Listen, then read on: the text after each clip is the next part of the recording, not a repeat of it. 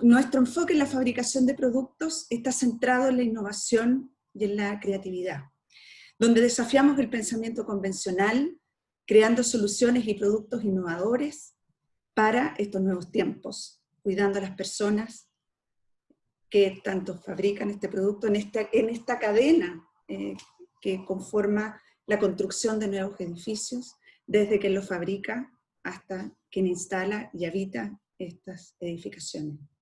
También siendo responsables con nuestro medio ambiente, siendo pioneros en todo lo que es el área sustentable de lo que es el yeso y otros productos.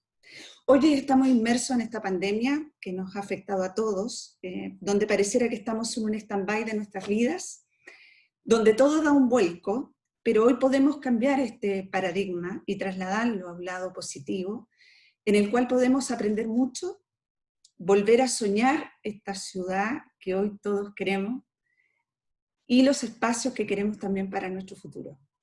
Invitamos a repensar, a reconstruir, a replantear nuestras ciudades, nuestra nueva forma de vivir y los espacios en los cuales interactuaremos.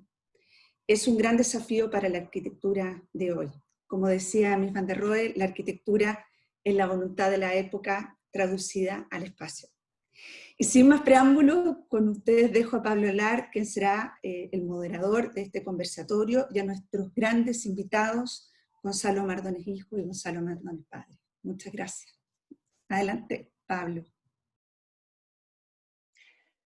Muchas gracias, Lorena, y a Empresas Knauf por acompañarnos y hacer posible este encuentro, el primero de varios que vamos a tener junto a Knauf, donde no solo vamos a poder conocer desde sus protagonistas la obra de algunos de los más destacados arquitectos chilenos, sino que también poder conversar y reflexionar respecto a la contingencia, respecto al rol de la disciplina en momentos tan cruciales, no solo para nuestro país, sino que también para la humanidad.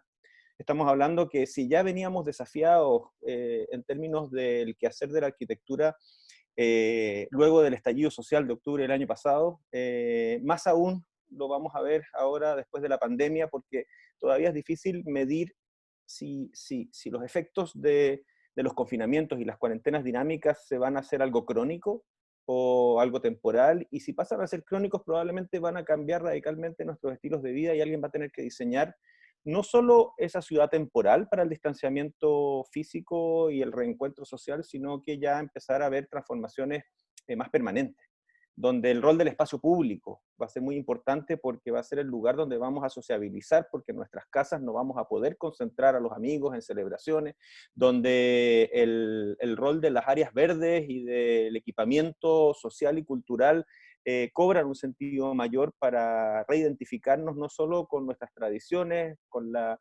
equidad social tan esperada, sino que también con la sostenibilidad, con un planeta que requiere que las ciudades y la arquitectura sean el atajo hacia la lucha contra el cambio climático.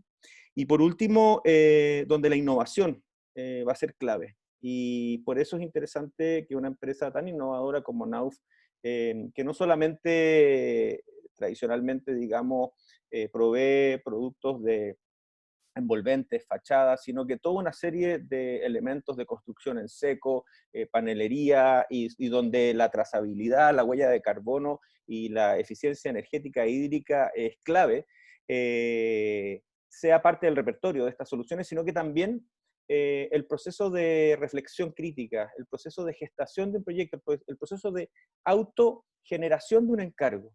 ¿Y qué mejor ejemplo de ello que la oficina de Gonzalo Mardones Viviani y Gonzalo Mardones Falcone? Brevemente, para aquellos que, si bien los conocen, se les ha olvidado, digamos, la gran trayectoria que tienen los dos Gonzalos.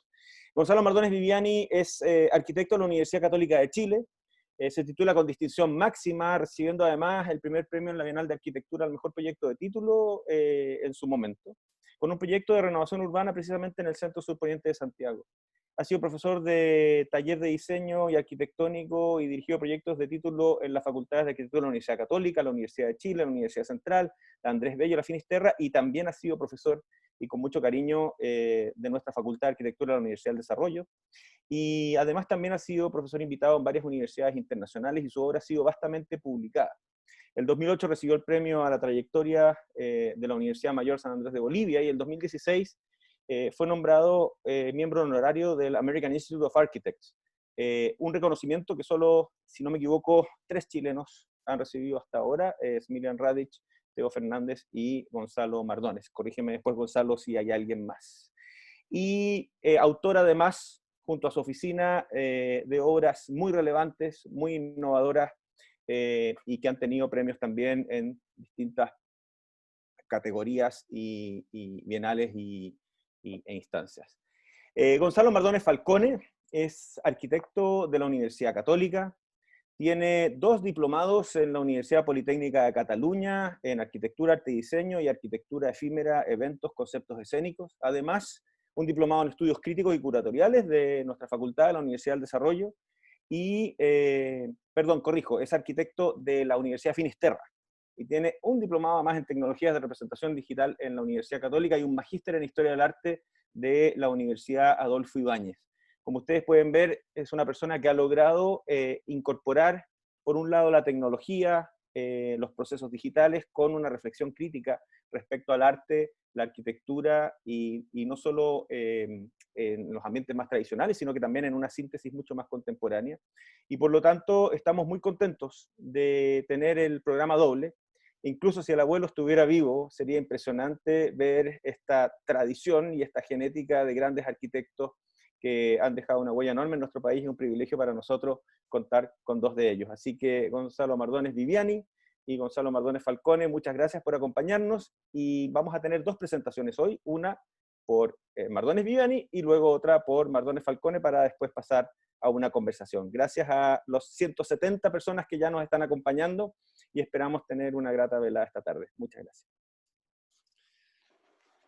Bueno, parto yo, parece. Muchas gracias, decano, Pablo y amigos, por tu presentación muy generosa, como siempre.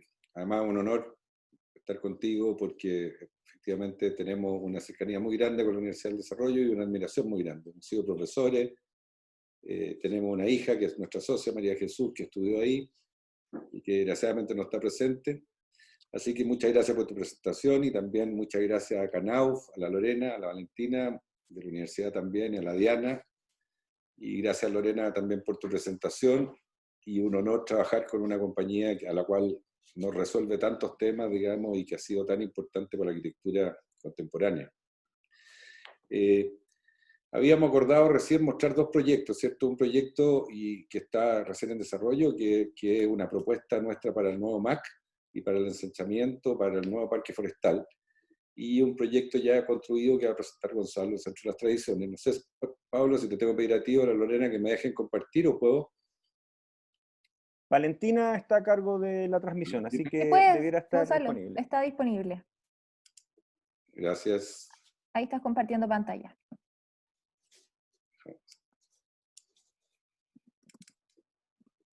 ¿Estoy ahí o no? Estás, perfecto. Ya.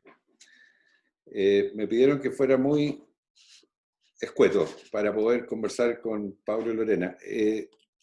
Se trata de un proyecto de un equipo de gente que está integrado por Álvaro Kovacevic, el paisajista chileno, gran cineasta muy conocido, que dentro de sus obras proyectó hace 50 años el Parque Américo Vespucio.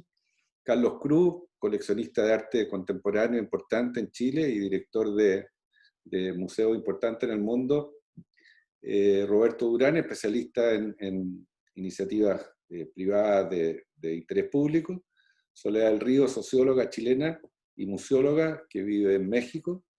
Pedro Butazoni, empresario, también muy relacionado con Jorge Razzuri, ambos empresarios relacionados mucho con la cultura, con el arte y también con la arquitectura. Hace como un año más o menos como el 18 de octubre, diría yo, que nos juntamos este grupo un poco para pensar algún proyecto sobre Santiago, por el Santiago que venía, y que de alguna manera también darle una solución a esta necesidad que tenía urgente el MAC, de alguna manera cederle al Museo de Bellas Artes, la parte poniente. Como todos ustedes saben, hoy día el MAC funciona en la Quinta Normal, que es el arte, yo diría, más de la gente más joven, y el arte más consagrado, que tiene una gran colección de pintura chilena y de todas partes del mundo, el MAC, que funciona detrás del Palacio de Bellas Artes, al poniente del edificio hecho por Lleguer. Entonces nace este doble propósito de, por un lado, proponer el soterramiento de la costanera, y entre la Plaza Baquedano y el Centro Cultural, lo que era la Estación Mapocho, durante 1,2 kilómetros, en un trayecto de 1,2 kilómetros.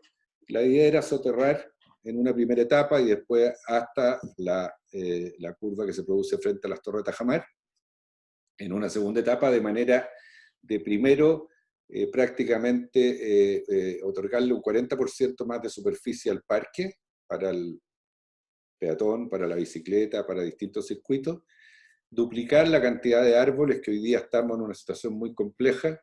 Ustedes saben que todos los organismos internacionales exigen o piden que al menos las ciudades tengan lo que llaman ellos la paridad entre una persona o un árbol. Hoy día estamos bastante bajos, y a pesar de que Chile tiene 2.000 árboles por persona, no llegamos a un árbol por persona en Santiago.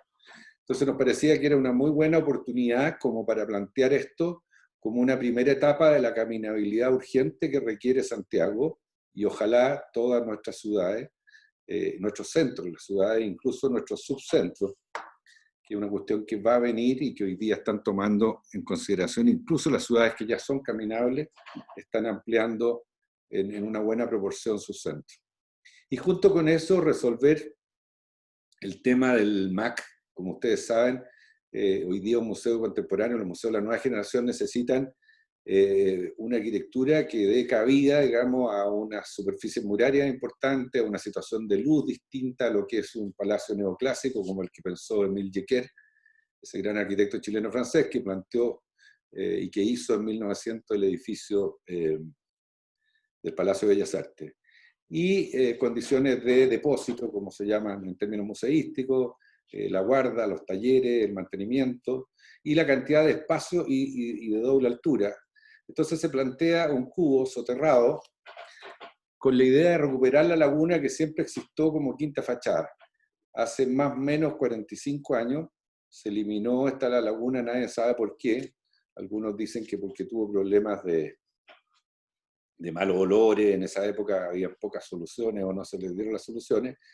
Entonces la idea es crear este gran cubo, un cubo de 50 por 50 metros, que tiene 5 pisos de altura, 5 pisos iluminados por sus bordes, con una estructura, con un módulo de 6 por 6 por 6, que es un módulo muy apto para un museo de arte contemporáneo, que resuelve una buena altura, una buena luz, y con la idea de recuperar lo que quiso hacer Émile Jecquer en el parque, que era recuperar esta cosa francesa. Él reconoce en su fundamento que su inspiración es el Petit Palais de París cuando hace el Museo de Bellas Artes. Por lo tanto, en esta laguna existía esta idea de reforzar esta perspectiva que marcaba esa axialidad y esa simetría del Palacio de Bellas Artes. Hoy día se recupera con esta gran pasarela que de alguna manera reconoce con un anfiteatro lo que es la cordillera, lo que es nuestra situación geográfica y la linealidad del río. A la mano derecha se ve en esa maqueta el Castillito, ¿cierto? El restaurante,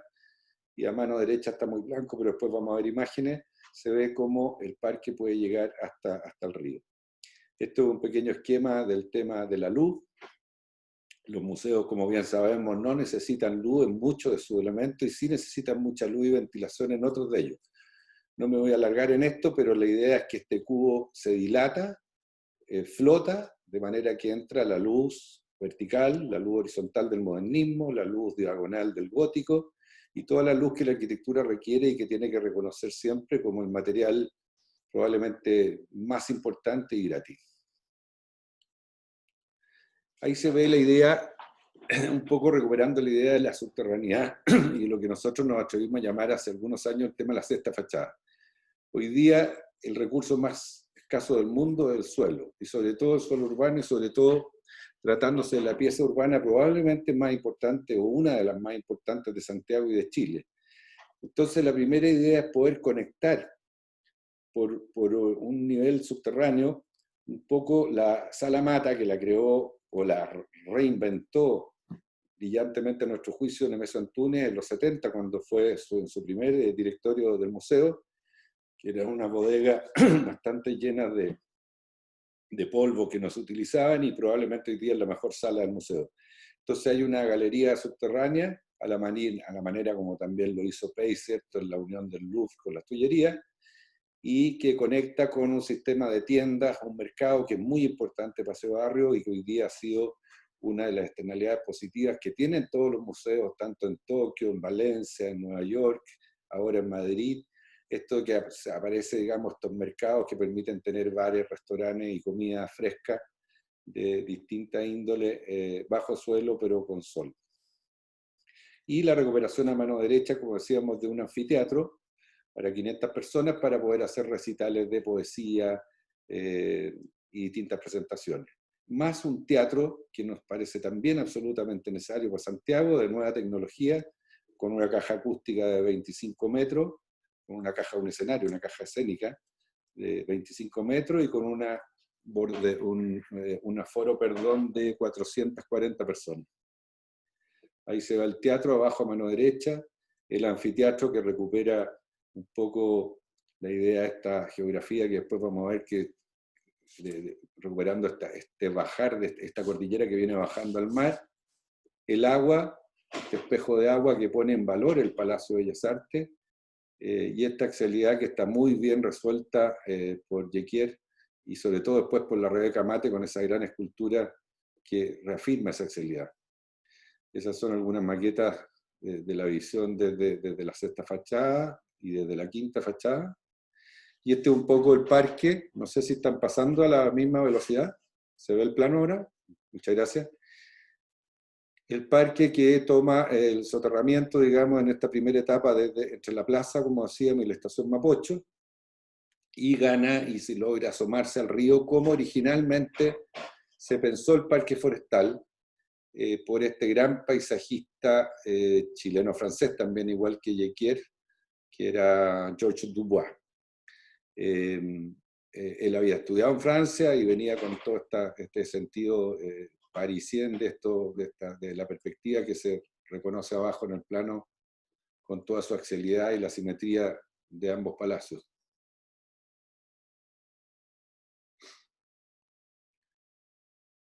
El tema de esta simetría, de las galerías por abajo, un sistema que no es para ahora hablarlo, pero tiene un sistema de 8 sistemas de subterráneos, de ascensores, digamos, y montacarga para poder bajar obras de gran valor. Y volviendo un poco al aspecto urbano, aquí se ve un poco cómo tiene unas 2 cajas de entrada de estacionamientos, tanto en el sector oriente como en el sector poniente, en ambos lados, de manera de ser una primera etapa de caminabilidad del centro y llegar hasta aquí con este bulevar, y que el auto no pueda seguir. Eso es una perspectiva desde el oriente. El anfiteatro, la idea de los árboles, no cae ningún árbol. Hay gente que se ha molestado con este proyecto y que escribe cosas que sin leerlo. No se pierde ningún árbol, se recupera absolutamente el espejo de agua que ahí existió, y se logra duplicar la cantidad de árboles en el parque. Ahí se ve a mano izquierda el Castillito, la eliminación de la costanera, y un parque con circuitos de bicicletas en ambos sentidos. El tema de la perspectiva, con la escultura de Rebeca Mate atrás. Un acercamiento.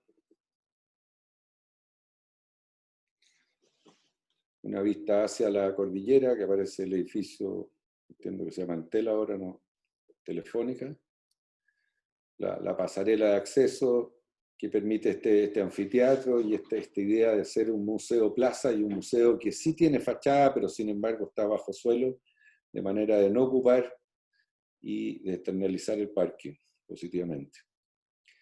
La opción por el hormigón armado, en este caso con dióxido de titanio incorporado, que permite, como ustedes saben, digamos, un descubrimiento hace muy pocos años que no solamente blanquea el hormigón, sino que permite el mismo efecto, digamos, de los árboles, de producir oxigenación, una cuestión tan necesaria hoy día en Santiago.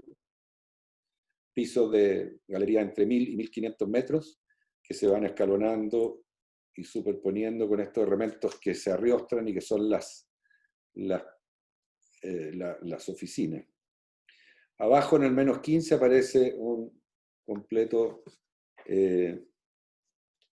sistema de talleres y de depósitos de guarda. Eso es un poco, Pablo, Lorena, la presentación. Si quieren, después podemos debatir o conversar sobre esto para dejarle la pasada a Gonzalo. ¿Te parece? Muchas gracias, Gonzalo Mardones Viviani. Sin duda un proyecto notable, espectacular, donde hay muchas preguntas y consultas, y las vamos a dejar para la conversación posterior. Y ahora damos la palabra a Gonzalo Mardones Falcone, quien nos va a hablar de otro proyecto ya construido y muy significativo, que es el Centro Cultural en Lo Barnechea. Así que, Gonzalo, adelante. Pablo, Lorena, Diana, me sumo a los agradecimientos que ya dio mi padre. Quería solo agregar que la relación con la Universidad del Desarrollo también se da mucho en nuestro taller, ya que hay varios arquitectos que pertenecen a esa universidad. Así que ese es otro punto importante. Bueno, y voy a hablar yo del Centro de las Tradiciones de Lo Barnechea, que es un proyecto que reúne algunas particularidades que tienen que ver con el proyecto que recién presentamos, que es el MAC. Y es un proyecto cultural también, pero este, a diferencia del otro proyecto, está metido entre medio de la población de Lo Barnechea, del pueblo de Lo Barnechea, en un lugar, en una comuna que es la comuna con más desigualdades o más contrastes sociales en Chile. Y entrar con un proyecto así en la mitad del pueblo de La Barnechea fue realmente un desafío, porque teníamos que llegar con infraestructura para 6.000 alumnos de colegios municipales y 13 agrupaciones folclóricas. El edificio se planteó en una esquina, pretendiendo ser un espacio abierto al público, una plaza pública, con fachadas abiertas por sus dos caras públicas en el fondo, y la idea es que el espacio público ingrese dentro del edificio para un poco acoger a los vecinos. Tenemos la fachada de alguna manera también es una vitrina que permite demostrar lo que pasa en su interior, toda la vida interior que tiene el edificio, y tiene esta pilarización, que es un bosque que aparentemente desordenado, que ayuda a estructurar la losa y que ingresa al interior. Ingresa al interior haciéndose cargo de los 4 pisos de altura que tiene este. Aquí en la planta podemos ver el edificio en la esquina, cómo el anfiteatro recoge el espacio público, esta plaza pública. Y en el corte es un poco lo mismo. A la derecha vemos la calle, el anfiteatro queda bajo la losa de hormigón, y luego está todo el espacio de 4 alturas. El edificio, como ven ahí, tiene 4 alturas, 2 sobre el nivel de la calle y 2 bajo esta. La idea es poder mantener un edificio que respetara la escala del barrio,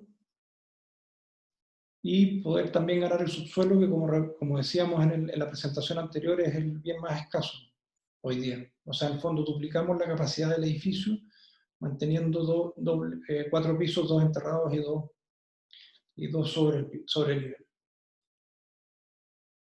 El edificio, como decía, tiene 2 caras vidriadas o caras abiertas que dan a la calle, y hacia los vecinos tiene caras que son más ciegas, que permiten entrar en la luz del sol y protegerse del sol, pero también mantener la privacidad de los vecinos inmediatos.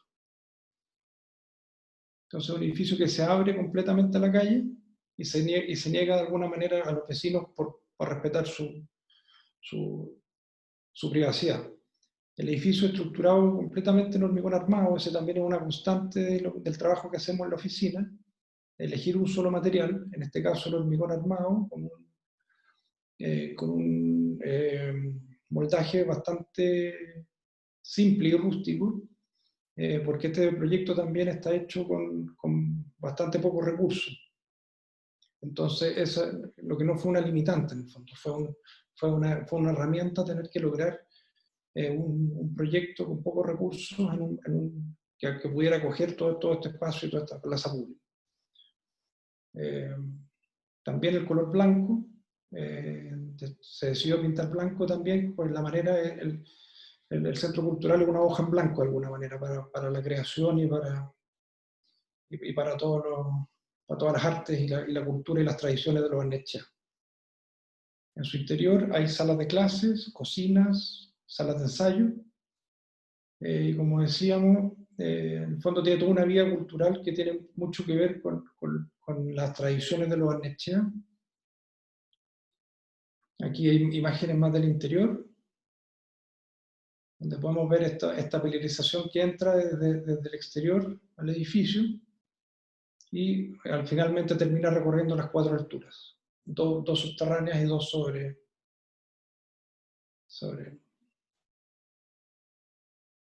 También otro tema que es una constante en la oficina es la incorporación del arte, intentar trabajar con el arte en los edificios. Ahí al fondo vamos a ver después otra imagen, pero esta aparecen esas obras de Ángela Leibniz, que son los caballos. El caballo tiene mucho que ver la historia del caballo chileno con Barnechea, que eso no me extenderé en eso, pero ahí está el anfiteatro desde el escenario de alguna manera. Ahí las obras de Ángela Leibniz. Y bajo el escenario tenemos la sala de ensayo, de música y de danza, que como pueden ver ahí, trabajamos también por su acústica y por todos sus beneficios con las planchas de canal. Y eso sería básicamente. Excelente, muchas gracias Gonzalo Mardones Falcone y Gonzalo Mardones Viviane por sus 2 presentaciones muy interesantes. Ya están llegando algunas preguntas del público, las cuales voy a ir canalizando. Por favor, invito a los más de 200 espectadores que ya tenemos a participar a través del botón de preguntas y respuestas en esta conversación que ahora abrimos, y Lorena, también te invito a participar. Un tema que llama la atención de estas 2 obras, de parte importante de la obra que han hecho ustedes como oficina, es la naturaleza del encargo. Porque los arquitectos por lo general nos quejamos mucho de que hay pocos concursos públicos, de que son pocas las instituciones que se acercan a uno a pedirle, digamos, un edificio de estas características. Y tengo entendido que el caso de estos 2 proyectos tiene una naturaleza muy particular, que tiene que ver con el autoencargo, cómo ustedes detectan una necesidad, levantan, por así decirlo, interés en algunos actores clave, ponen a disposición horas hombre y horas mujer enormes para levantar una idea, y finalmente ganar momentum para que esa idea se termine concretando en una obra real. No sé si me encantaría saber primero en aquel edificio que ya está terminado, que es el Centro Cultural en Barnechea, ¿cómo fue esa gestión? Además que es un edificio notable porque con muy bajo presupuesto se logra un edificio de una impronta y de una calidad espacial, de una calidad urbana, de una inserción urbana muy potente, muy adecuada, y además que ha sido muy bien recibido por la comunidad de Barnechea, que celebra las tradiciones sin caer en lo pintoresco, sino que con un lenguaje muy contemporáneo como soporte que pone en valor precisamente esas tradiciones tan importantes del pueblo de Lo Barnechea.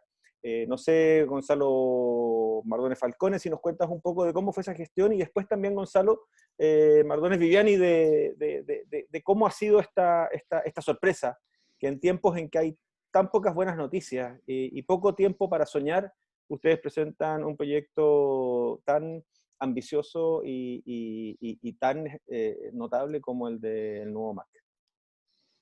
Falcone. Bueno, sí, bueno, este proyecto partió un poco de la idea de salir a levantar con un proyecto fondos para poder construirlo.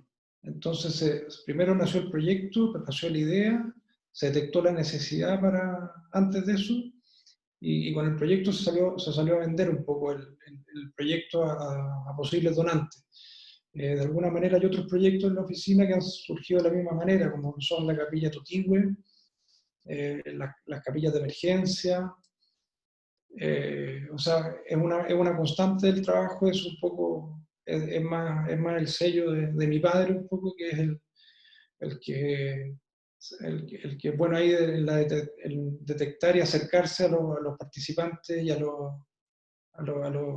las personas adecuadas para poder ofrecer desde el proyecto hecho, en el fondo, de muchos planos, muchas horas, mucho todo. O sea, se trabaja mucho y muchas veces se fracasa. O sea, hay muchos proyectos que quedan en el camino, pero una de las principales maneras de que trabaja este taller es así, es levantando proyectos con ideas propias. Yo podría nombrar, Gonzalo, un número bastante extenso de propuestas y proyectos que ustedes han hecho como oficina, que incluso han avanzado a nivel de concretarse como proyectos públicos, pero que no terminaron siendo ustedes los arquitectos porque en el camino Sí. el Sistema Nacional de Inversión Pública, licitaciones, etcétera, termina, ¿verdad?, haciendo que aquellos que han puesto toda la transpiración y la inspiración no sean los autores finales. Me refiero al Plan Estadios para Chile, me refiero a la propuesta para remodelar el Estadio Nacional, e incluso proyectos tan significativos como el nuevo parque que se va a iniciar su construcción en Calama, donde ustedes donaron todo el anteproyecto, hicieron toda la propuesta, finalmente se incorpora en el programa de proyectos legado presidencial y finalmente se llama licitación y se lo lleva otra oficina que no necesariamente son ustedes los que lo van a construir. Hay un acto ahí de generosidad enorme, probablemente mucha frustración porque es mucho el trabajo desde la concepción hasta que las autoridades finalmente deciden iniciar y ejecutar un proyecto. Y en ese sentido yo creo que también es un llamado a los arquitectos jóvenes y a nuestros colegas a no bajar la guardia y perseverar, digamos, en el rol del arquitecto como activista, como promotor. Porque al final igual hay una satisfacción, aunque no sea lo mismo que desarrollarlo completamente ustedes. En ese sentido, ¿cómo es, Gonzalo Mardones Viviani, el tema del MAC? Y aprovecho aquí de citar una pregunta que hace Christian Hardesen para incorporar al público, en que dice: el proyecto para el MAC se evidencia bajo mi forma de ver una voluntad porque lo público y lo privado coexistan, sin que la intervención privada niegue lo público, debiendo ser este el principal objetivo de todo proyecto de arquitectura, para así las obras sean un aporte independiente de su escala para generar ciudades de mejor calidad de vida. En base a sus experiencias, ¿es muy difícil que el inversionista privado acepte ceder terreno para destinarlo a espacios públicos? Lo vinculo también, Viviani, con el proyecto de Alonso de Córdoba, donde ustedes también avanzaron mucho en un proyecto muy innovador de desarrollar una quinta fachada y que finalmente lo está desarrollando otra oficina de arquitectos, pero que es también con privados que están cediendo espacio público de calidad. Estás con el micrófono mudo, Gonzalo, así que dale. Sí. Pablo, primero, gracias por tu pregunta y gracias también por contar cosas que a lo mejor no se habían hecho nunca públicas, pero quisiera explicar y gracias también a Gonzalo que me tiró los elogios, que era yo el autor, pero la verdad es que no es así porque es el taller. Y bueno, todos tenemos este fanatismo de poder salir a buscar no solamente trabajo, sino que propuestas urbanas y propuestas arquitectónicas. Y la verdad es que más que decepción, hemos fallado muchas veces, eso es verdad, en muchos proyectos, los que tú nombraste desafortunadamente nunca se concretaron, pero la verdad es que nos permitió soñar y nos permitió también devolverle a los que hemos tenido el privilegio enorme de haber podido vivir y vivir bien de la arquitectura. Nosotros somos un taller de un compromiso absoluto con la obra construida y con el proyecto, o sea, somos realmente unos fanáticos lo pasamos muy bien, somos muy amigos, y tenemos una cuestión muy, muy clara, digamos, de que apenas se produce un momento y un espacio en la oficina, viene la etapa de las propuestas, que obviamente perdemos más de las que ganamos. Y creemos mucho también en los concursos, vivimos de los concursos y vivimos de los encargos también, porque la arquitectura nos apasiona y nos encanta y estamos desde la vivienda social hasta lo que pueda pasar. Así que agradezco tu presentación de los proyectos sociales, pero vamos a seguir haciéndolo, aunque muchas veces hemos tenido una contraparte dura de algunos arquitectos que dicen que regalar no es ético porque hay otro que se queda sin la pega, pero nosotros solamente lo hacemos cuando es un proyecto que necesita levantar para cuando hay precariedad o cuando es un tema urbano de un bien común, un bien público, pero nunca en competencia con algún arquitecto que pueda prestar un servicio. Eso, perdona, pero tengo que aclararlo porque muchas veces se ha dado esa mala interpretación. Respecto al comentario de Cristian, bueno, yo estoy totalmente de acuerdo con él, porque obviamente que nosotros necesitamos urgentemente, digamos, volver a soñar y que el mundo privado y el mundo público vuelvan a unirse.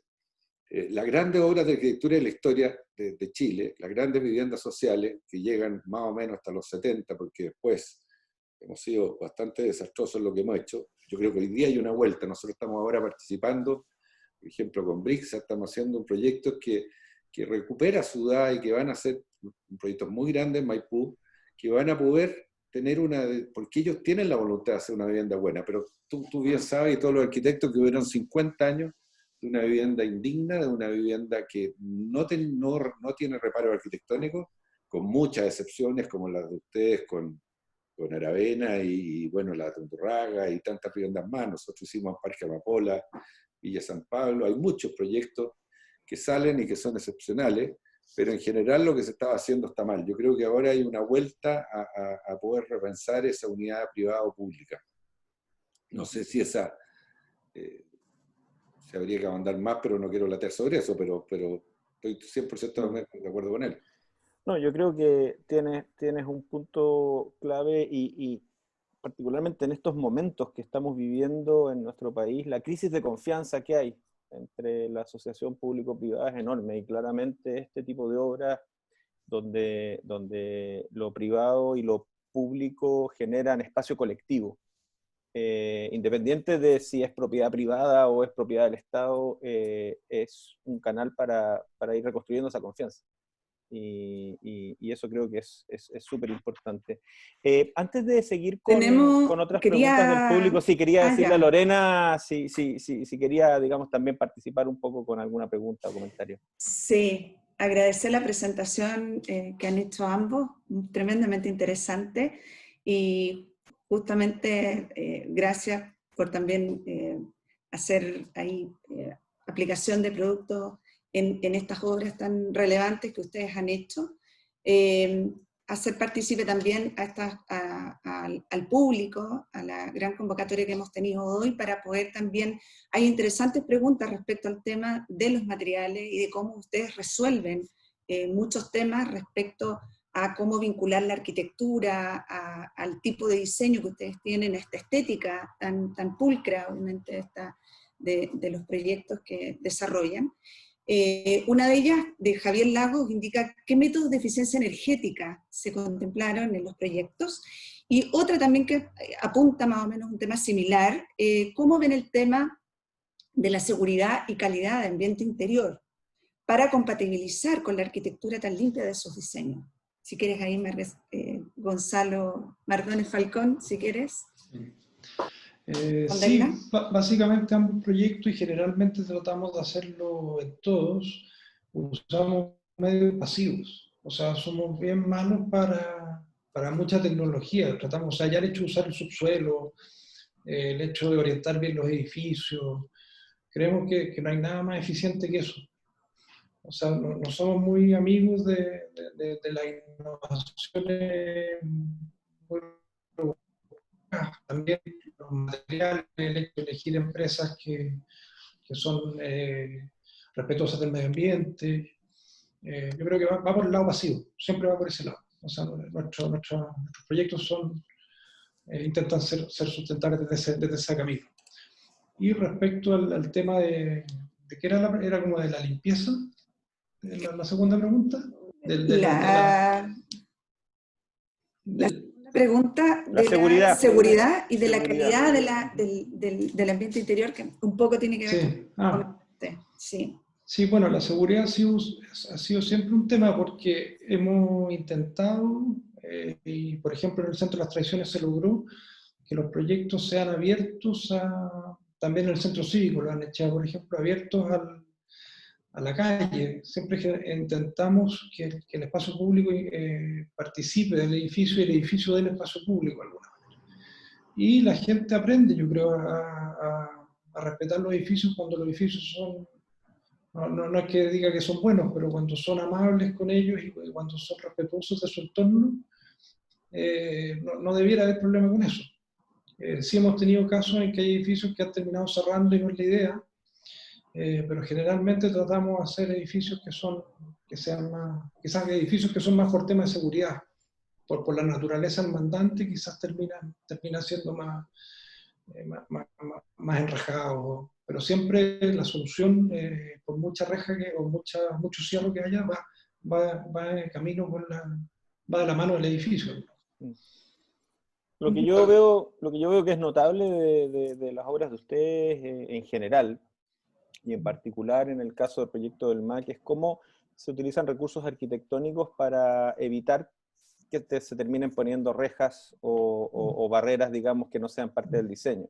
La idea de la quinta fachada y de este foso que rodea el volumen del museo que se construye, digamos, donde está la antigua ex laguna del parque, o cómo efectivamente se regala al espacio público este lugar cubierto con este anfiteatro en el centro de la escultura, claramente dan cuenta de que la seguridad se puede resolver con gestos arquitectónicos que finalmente agregan valor al entorno y no barreras. Y yo creo que eso es algo que es bastante recurrente en el trabajo de ustedes, y lo digo particularmente también en otro tipo de arquitecturas como las tiendas de Miele o la de Porcelanosa, que además ganó el premio Versalles a la mejor obra de arquitectura de retail en el continente hace unos años atrás, donde el diseño incorpora la seguridad sin tener que llegar a medidas de fuerza o barreras que impidan, digamos, la incorporación de este espacio colectivo que es tan valioso. Gonzalo Viviani, Mardones Viviani, perdón. Gustavo González te saluda y pregunta, asociado también al tema de la sostenibilidad, etcétera, si les ha tocado a ustedes trabajar en algún proyecto de reciclaje, en nuevos proyectos de adaptación de estructuras preexistentes o eventualmente utilizar materiales preexistentes, etcétera. O por lo general han sido más bien obras nuevas las más recientes de ustedes. Hemos hecho obra. Ahora, por ejemplo, estamos haciendo otro proyecto social que está a cargo de Gonzalo principalmente, que es el proyecto TACAL, que de alguna manera es un reciclaje, es una institución maravillosa que pone más o menos entre 300 y 400 personas en situación de trabajo, que son personas que están con discapacidades, gente sorda, gente mudo, y que estamos haciendo un proyecto que son 2 casas en el barrio cerca de Recoleta y que se unen por arriba de la calle a través de un puente del gran Pancho Casitúa, nuestro gran escultor chileno y amigo, y ahí hay una parte de reciclaje. Y hemos hecho, bueno, la capilla Totigüe, que recuperamos el silo, que era un silo que se ocupaba, digamos, como un centro de oración y un centro de encuentro. En el pueblo de Totigüe también nos tocó, pero no es nuestro expertise, la verdad, no es lo que, y saludos también a Gustavo, no es a lo que especialmente nos dedicamos.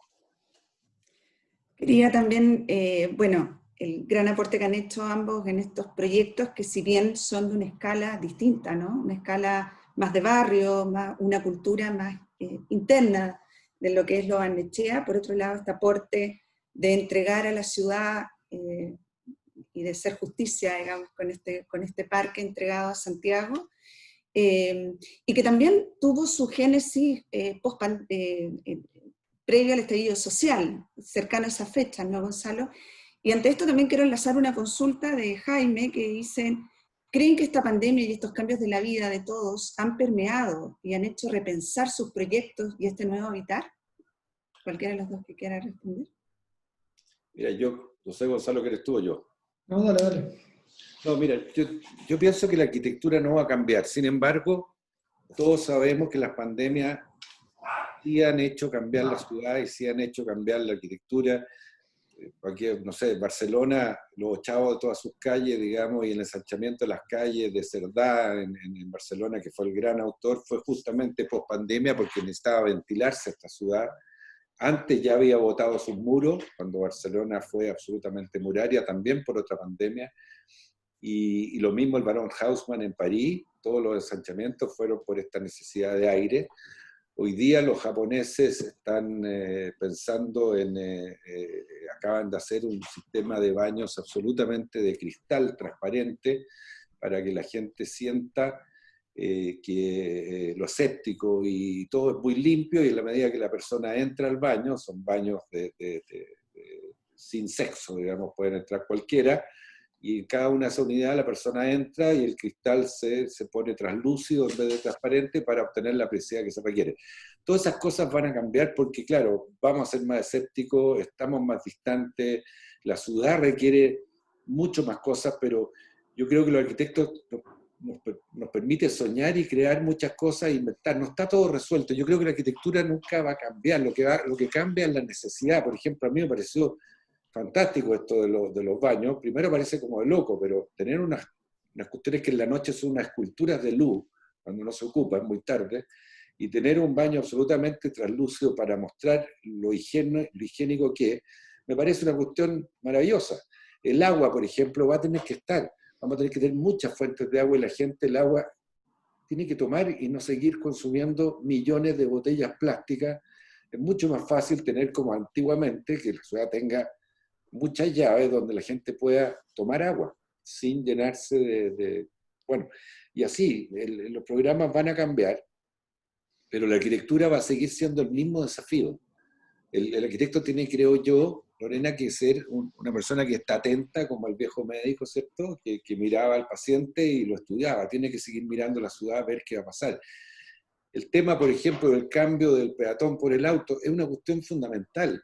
El auto es una gran aspiración y a nadie le van a quitar los arquitectos el auto, pero sí la ciudad tiene que tener espacios caminables y el auto tiene que llegar a cierto punto. Es lo más absurdo y tonto que hay que el auto siga entrando a partes que no puede entrar, como por ejemplo todos los centros y los subcentros, porque están todos parados y porque es el animal más egoísta que ha existido, porque tú con un motor en el transporte público mueves a mucha gente y contaminan lo mismo que contamina el motor de una persona o dos, ¿te fijas? Entonces todo eso hay que repensarlo y yo creo que estamos llamados, no solamente los arquitectos, los ingenieros, los constructores, los sociólogos, todos a repensar esta pospandemia. Pero la arquitectura va a seguir siendo un poco, creo yo, lo mismo, con otros programas y con otras preguntas.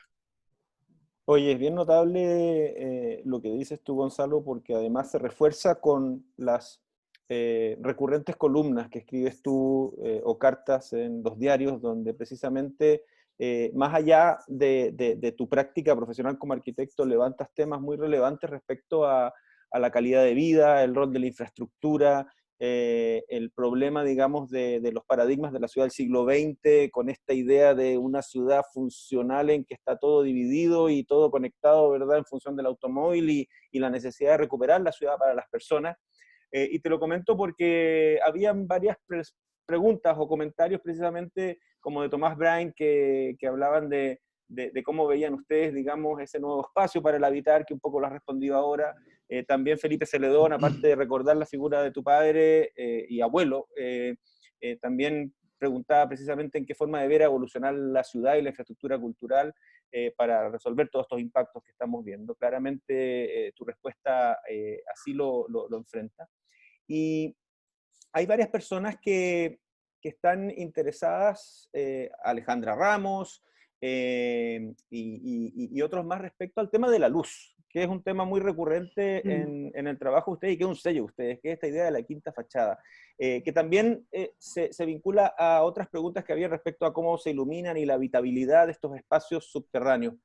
Cuéntenos un poco cuál es esta hipótesis de la quinta fachada que ustedes tan recurrentemente, insistentemente han ido no solamente evaluando y explorando, sino que al mismo tiempo perfeccionando. Sí. Yo me gustaría antes de eso agregar un poco el tema del auto, que estaban hablando antes, que yo creo de alguna manera que con el tema de la pandemia va a haber una vuelta atrás lamentablemente por miedo. O sea, la gente va a volver al auto, porque pareciera ser la cápsula más eficiente para no contagiarse. Pero inevitablemente tenemos que llegar a que el auto tienda a desaparecer, como dice Lerner, que dice que el auto va a ser el cigarrillo del futuro porque va a tender a desaparecer. Entonces, eso por un lado. Y respecto al tema de la luz, bueno, en la oficina, en el taller, siempre había una investigación en torno a eso. Los proyectos han ido evolucionando respecto al tratamiento de la luz, de la iluminación natural. El tema de la sexta fachada que se insiste y se vuelve a decir, que es el tema del subsuelo, es un poco no solo también por el tema de ganar más suelo habitable, que es la gran carencia, lo que decíamos antes en los dos proyectos que se presentaron, sino que también porque es posible lograr espacios ventilados y espacios iluminados mediante patios, mediante retranqueos, y lograr espacios habitables y confortables para trabajar, para vivir, y no es una limitación en el fondo. O sea, la luz es, como decía antes, el elemento más, que es gratis en el fondo, el elemento más barato y que mejor puede ser utilizado a favor o en contra de un edificio.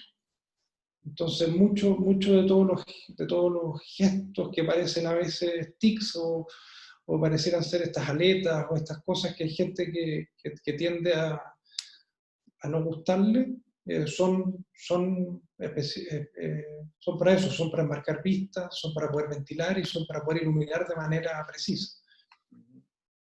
Eso no sé si quieres tú agregar algo más. No, que como dice Pablo, claro, la persona que pregunta, la luz es el material, creemos, ¿cierto? Y no es una cuestión nuestra, sino que muchos grandes arquitectos, desde, no sé, hay un gran arquitecto que tiene muchos escritos sobre el elogio de la luz y qué sé yo, que Alberto Campo Baeza, uno de los españoles que yo creo que la llevan en todo el tema de la luz, que dice que el emperador Adriano fue injustamente preso porque cuando decidió abrir el Panteón arriba de Roma, que fue probablemente el primer edificio que se abre a la luz divina, a la luz vertical, a la luz del cielo, y que descubre que esta luz es 5 veces lo que es la luz horizontal, y todos los momentos arquitectónicos van teniendo una luz distinta, y yo creo que el hacer contemporáneo tiene que trabajar con esas luces, con esa luz diagonal del gótico, con la luz vertical de la divinidad, del Dios que sea, pero de esto que se abre la luz vertical, la luz horizontal del modernismo. Y en ese sentido yo pienso que el arquitecto tiene que preguntarse muchas veces antes de abrir una ventana o antes de no abrirla, qué es lo que está haciendo, qué es lo que está tratando de lograr respecto a la atmósfera del lugar, respecto a la orientación norte-sur o poniente. Y en ese sentido la luz, por eso trabajamos, ustedes ven Gonzalo, ahí está detrás, tiene varias maquetas detrás de estudios de luz, yo también tengo algunas detrás, por eso trabajamos con muchas maquetas de cartón también, y hoy día la computación ayuda mucho en eso. La luz creemos que es el material más importante y creemos que hay que estudiarla mucho. Gracias, Gonzalo. Llevarlos ahora a otro tema, de cómo hoy tienen la operatividad entre ustedes dos, cómo funciona esta oficina.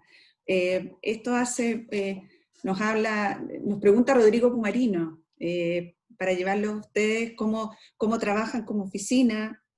Ustedes son una tradición de oficina de muchos arquitectos importantes. ¿Cómo abordan el diseño hoy con su equipo de trabajo y en particular trabajando en familia y dadas las condiciones especiales que tenemos todos hoy? Mira, Lorena, primeramente nosotros pre-pandemia trabajábamos, somos prácticamente 18 o 20 personas, casi todos arquitectos, hay algunos dibujantes, hay un maquetista. La mayoría, como dijo Gonzalo, se me olvidó decirlo, curiosamente la Universidad del Desarrollo, algunos que han sido profesores, por ejemplo Manuel Fuentes, Claudio Carrasco, Francisco Valdés, que han dado charlas. Francisco ahora está está En fuera de Miami. Chile, pero son todos alumnos de la universidad. Y trabajamos, mira, muy en equipo. Se parte con los primeros dibujos, el que sabe menos computación es el más viejo, que soy yo, ¿ya? Lejos. En general, algunos alumnos son más renderizadores, perdón, algunos miembros del taller, no alumnos, otros son más proyectistas, otros se hacen más cargo de la obra, otros más cargo. Somos un equipo muy interdisciplinario dentro de la arquitectura. Y hoy día, en pandemia o post-pandemia, estamos trabajando esta semana recién en el taller, muy pocos, ahora estamos los dos en el taller, y estamos volviendo a poco. Pero pensamos que esta cuestión llegó para quedarse y que va a cambiar totalmente la vida del arquitecto, y es muy probable que lo que estamos viviendo hoy día, digamos, de juntarnos, no sé, 200 personas, también nos podemos juntar en una obra 5 o 6 y no necesariamente estar movilizándonos. O sea, el cambio viene, creo yo, potente, no sé, lo mismo en la universidad, ustedes ya lo están viviendo.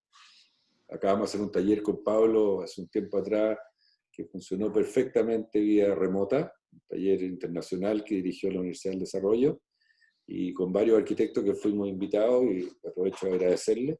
Y fue la verdad un éxito tremendo trabajar en forma remota, no solamente haciendo un taller, sino que haciendo un concurso internacional o un proyecto de ideas con distintas oficinas integradas alumnos.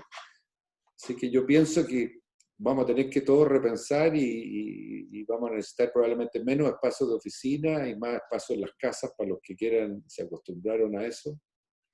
Vienen cambios importantes. No sé, Gonzalo, Sí. perdón. No, dale.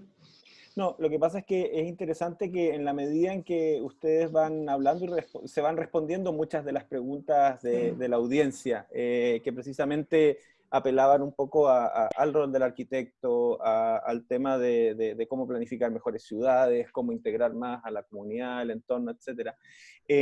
Lamentablemente ya estamos bastante al borde del tiempo, pero no quería dejar de mencionar y agradecer a todas las personas que preguntaron. Habían varias preguntas sobre el proyecto del MAC, sobre el tema de por qué la gradería y no tal vez una superficie para eventos callejeros como en el caso del Pompidou.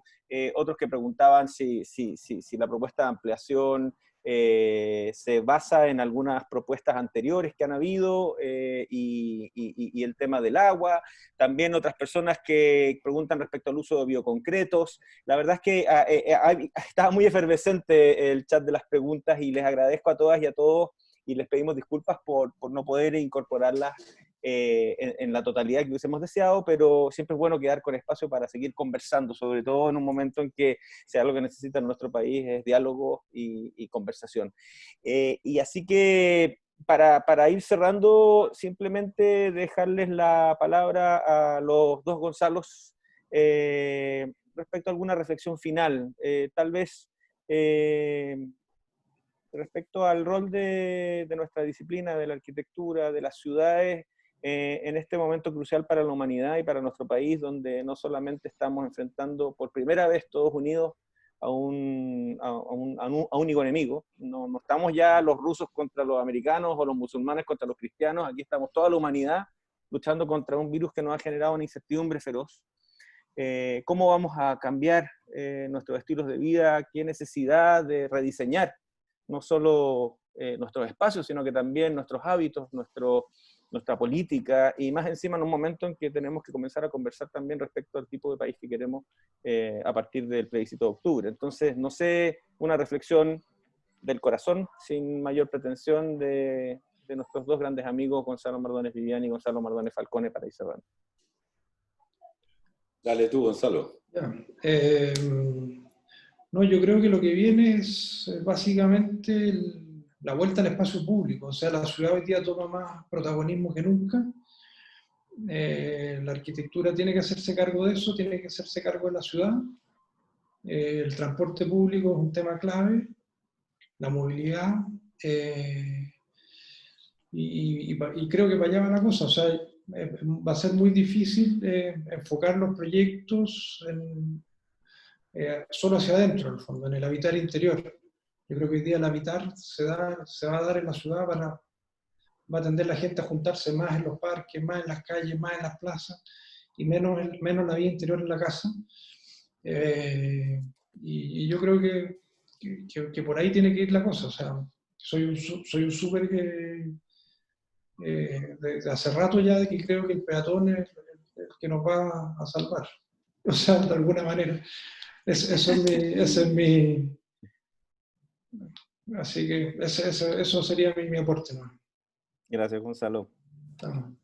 Oye, agregar, Pablo, bueno, y agradecer, antes nos despediremos, y muchas gracias por la invitación, y bueno, Gonzalo en realidad es un patón de toda la vida, porque nunca ha querido tener auto, nunca usa auto, y camina desde Providencia al centro, del centro a este, va a la hora, es una cosa impresionante, así que habla con razón.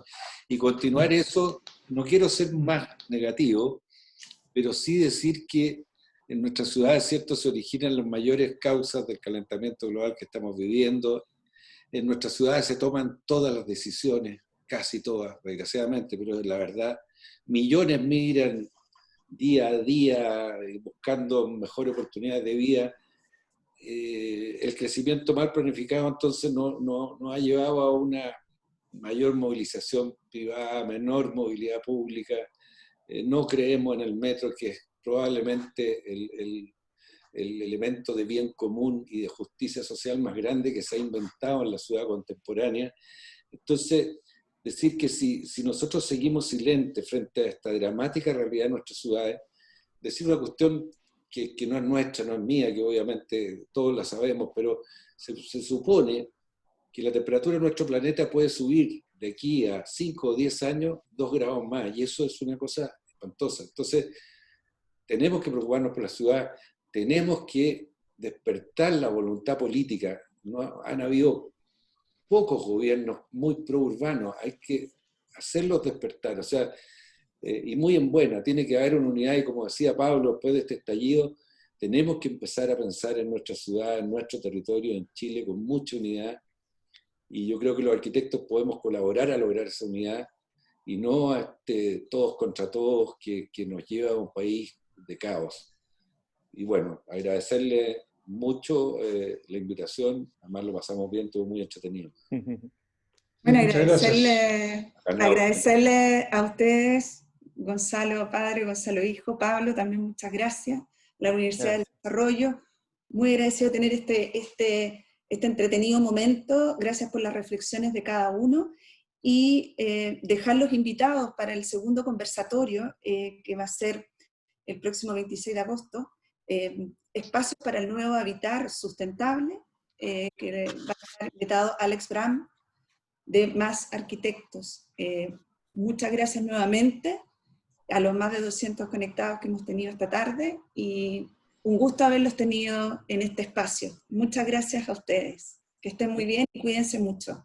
Muchas gracias, Lorena, gracias. Gonzalo, y a todo Gracias. el equipo, Diana, Valentina y todos los que hicieron posible. Gracias, Diana, Valentina, Lorena, Pablo, muchas gracias. Gracias. Muchas gracias a todos. Chao.